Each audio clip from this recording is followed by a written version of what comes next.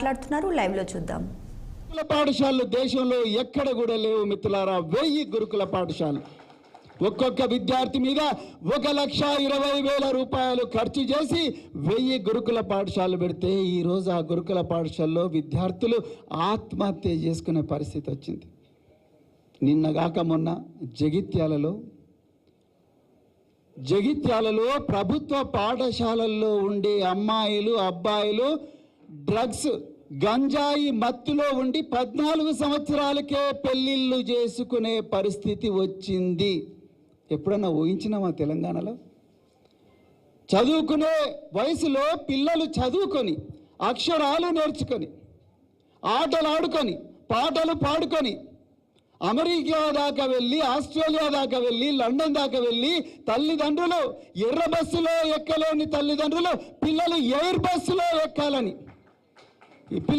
బస్సులో ఎక్కాలని ఆనాటి గత ప్రభుత్వం గురుకుల పాఠశాలలు కేసీఆర్ గారి నాయకత్వంలో పెడితే ఈరోజు ఆ పాఠశాలలు ప్రభుత్వ పాఠశాలలు గంజాయి కేంద్రాలుగా మారిపోయినాయి.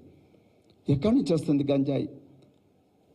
అదే గంజాయి తాగిన పిల్లలను కిడ్నాప్ చేసి కొంతమంది ముఠాలు అదే జగిత్యాల నుంచి హైదరాబాద్ మహానగరానికి తరలించి ఆగర్భ శ్రీమంతులు చేసుకునే రేవ్ పార్టీలలోకి పిల్లలను తీసుకొస్తున్నారంట.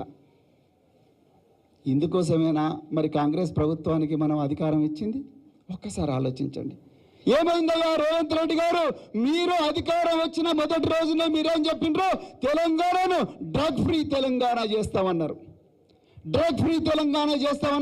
ఇవాళ అదే తెలంగాణలో అక్షరాలు నేర్వాల్సిన బిడ్డలు, పుస్తకాలు పట్టుకొని చదువుకోవాల్సిన పిల్లలు, వాళ్ళ భవిష్యత్తును మార్చుకోవాల్సిన బిడ్డలు ఇవాళ బ్రౌన్ షుగర్ గంజాయి డ్రగ్స్తో మరి ఈరోజు మత్తులో కూరుకొని పోయి ఉన్నారు. ఎక్కడ పోయింది మీ డ్రగ్స్ ఫ్రీ తెలంగాణ? కేవలం మాటలకు మాత్రమే మీరు పరిమితమయ్యారు. ఇది తెలంగాణ. ఈ సందర్భంలో మనం తెలంగాణ భవన్లో ఈ సభ జరుపుకుంటా ఉన్నాం. మిత్రులారా, మీరు ఒక్కసారి ఆలోచించాలి. మిత్రులారా, బహుజనవాదం తెలంగాణవాదం రెండు వేరు కాదు. ఈరోజు సోదరులు బల్క సుమన్ గారు చాలా చక్కగా సోదాహరణంగా తన జీవితాన్నే ఉదహరిస్తూ మరి ఆనంద్ గారు, మెతుకానంద్ గారు వారి జీవితాన్ని ఉదహరిస్తూ ఈరోజు చాలా చక్కగా చెప్పడం జరిగింది. మిత్రులారా, తెలంగాణ ఎందుకు వచ్చింది? తెలంగాణ ఉద్యమం తరతరాలుగా దశాబ్దాలుగా తెలంగాణ ప్రాంతం అణచివేత గురైంది. తెలంగాణలో ఉండే సహజమైన అమాయకత్వాన్ని ఆసరగా తీసుకొని నాటి ఆంధ్ర ఆధిపత్య పాలకులు తెలంగాణకు రావాల్సిన నీళ్లు కానీ నిధులు కానీ నియామకాలు కానీ చేపట్టకుండా తెలంగాణ జీవనాన్ని మొత్తం శిథిలం చేసి తెలంగాణను వల్లకాడుగా చేస్తే ఆనాడు వచ్చింది తిరుగుబాటు ఉద్యమం, తెలంగాణ ఉద్యమం. అందువల్లనే తెలంగాణ ఈరోజు మరి టీఆర్ఎస్ పార్టీ నాయకత్వంలో, పెద్దలు గౌరవనీయులు కేసీఆర్ గారి నాయకత్వంలో మరొకసారి ఉద్యమం రూపుదిద్దుకొని ఈరోజు మనకు తెలంగాణ కళ సాకారం అయింది. బహుజన ఉద్యమం శతాబ్దాలుగా మూతికి ముంత నడుముకు చీపురు కట్టుకొని మనుషులుగా కాదు జంతువుల కన్నా హీనంగా బతుకుతున్న పరిస్థితి నుండి మానవులందరూ ఒకటే, ఆల్ మెన్ ఆర్ బార్న్